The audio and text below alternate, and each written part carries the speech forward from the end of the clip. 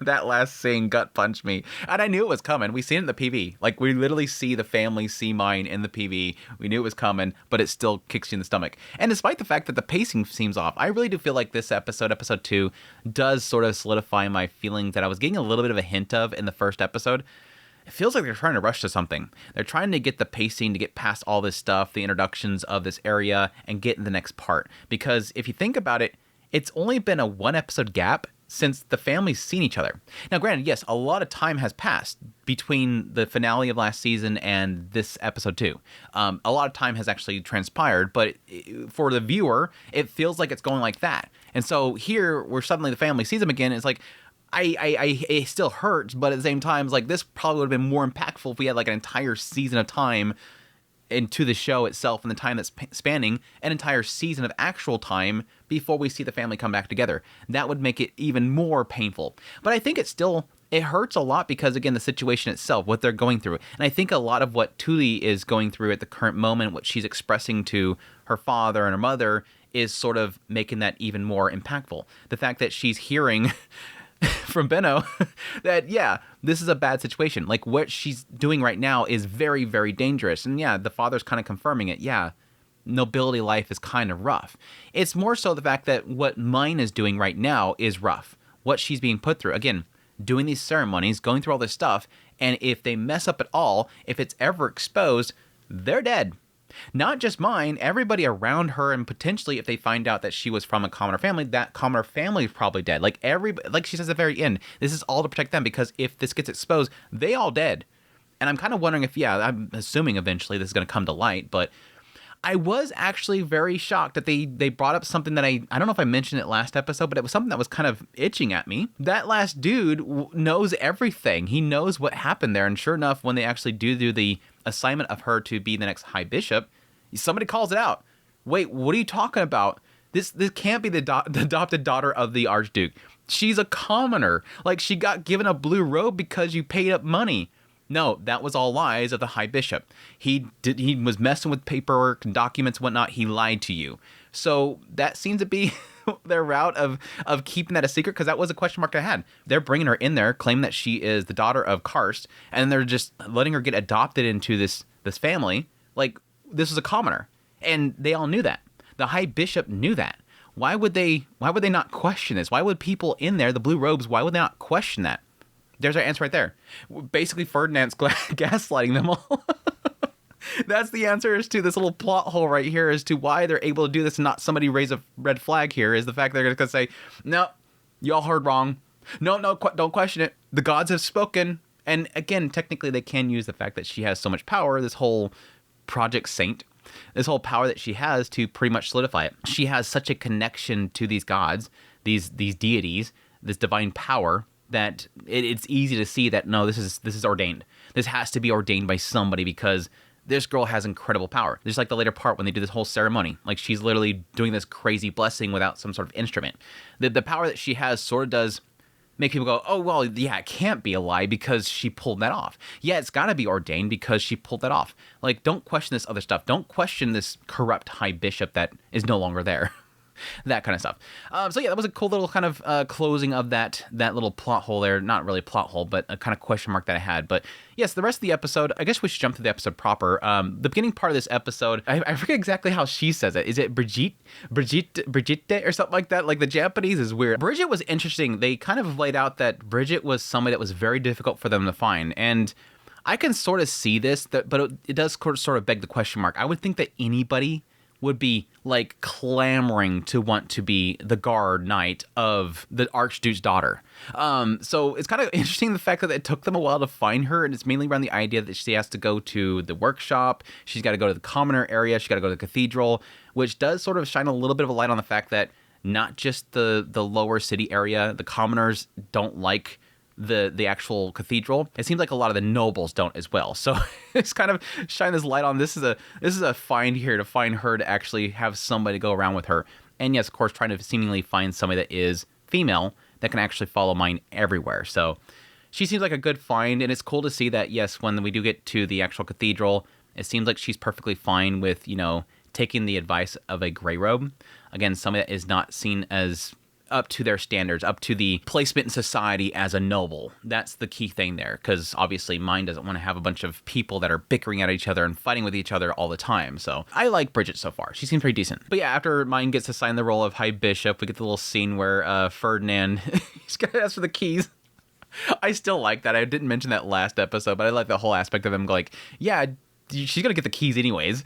And right here, sure enough, she's like, I did a good job. Do I get the keys? Do I get the keys? It's like, yeah, you get the keys, but if you fall over and, croak or whatever, I'm not gonna use no healing spell or medicine on you. But now find out that, of course, with the duty itself comes a lot of responsibility. So now it's time for her to start cramming her brain full of all the information that she needs in order to do the ceremony. Again, having Bridget step forward and question the motives. I kind of surprised that Fran didn't bring up the fact that Mine isn't like a typical person. Yes, at her current age, expecting that much of her is a lot to ask. But Fran's on the understanding of who Mine actually is. Not really who she is, but her capabilities. Mine isn't like any other kid. She's pulling off a lot of really crazy stuff, so something like this is a little bit more manageable than most kids her age. And I'm kind of surprised that he didn't bring that up. It's more of the fact that, yes, she has this big responsibility, and again, if she doesn't pull it off, to what I talked about earlier, this could cost her life. Other than that, we had the whole segment with the Gilberto company coming by to see Mine. Lutz first going to the family and getting a letter from them, which was fantastic. And again, getting the whole thing with Tuli being afraid of it, obviously acknowledging that, Mine is in danger, and if they slip up, their lives can be at stake. And Lutz kind of like, no, don't worry about it. If I can give it to him, I can give it to him. Lutz this episode, again, despite the pacing being a bit off here, seeing the kind of growth in him is fantastic. Again, him just kind of taking upon himself that bravery. He knows how important it is to bring these letters to Mine, and so he's kind of putting himself out there in order to do this. Rushing to the house, getting the letters from them, rushing back over there, getting the letters from Mine, rushing back to the house. Like, he's such a good boy. He's such a good boy. I don't know. There's a side of me that kind of believes that in the end, I don't know that she'll actually get with Lutz, because Lutz has always been sort of like this really close friend. I honestly, unfortunately, feel like he's sort of primed to be a victim at some point, but, taken out of the story or killed off just for the sake of, unfortunately, something bad happening around her as a big pinnacle point of her story. I could see her getting with Tuli. I for some reason, just feeling right now, Tuli and him getting together. I don't know. Anyways, that aside, just a random thought I had. But yeah, he's fantastic. Again, kind of seeing from Mine's perspective the changes in him as the Gilberto company comes in there, and yeah, immediately she's like, he looks so much taller, his face, he looks much more mature, and then the first thing he does is walk up, kneel down, and say, Rosamine.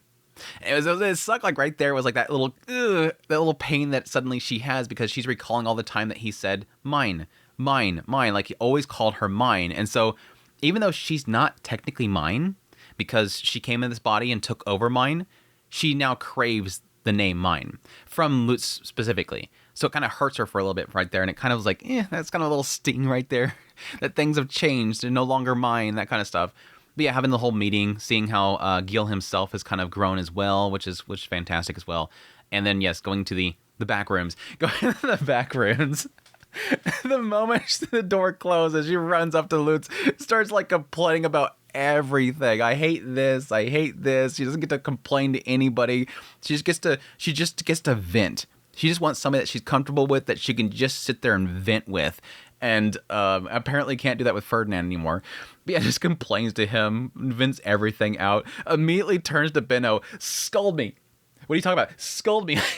Nobody scolds me. Please scold me. And sure enough, yeah, he's like, sure. All right, here you go. Immediately goes into scolding mode.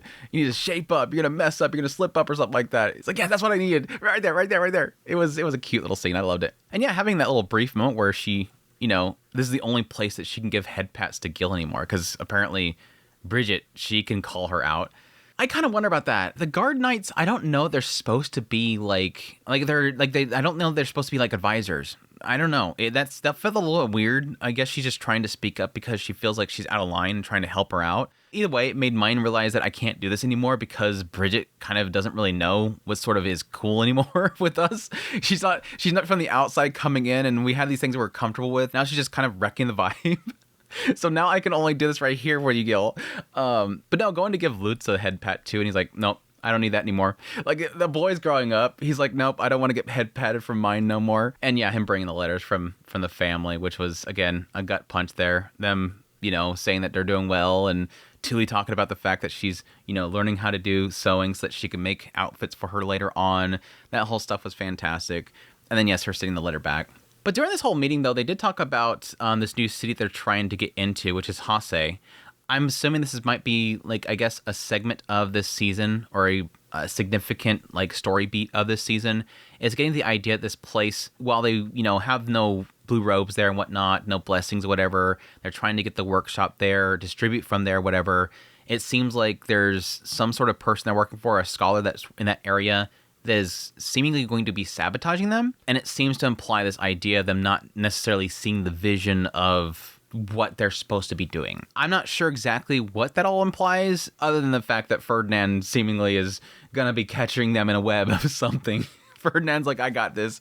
I'm gonna handle this whole situation. But I like to see that Gil has taken upon himself the desire to, make this work.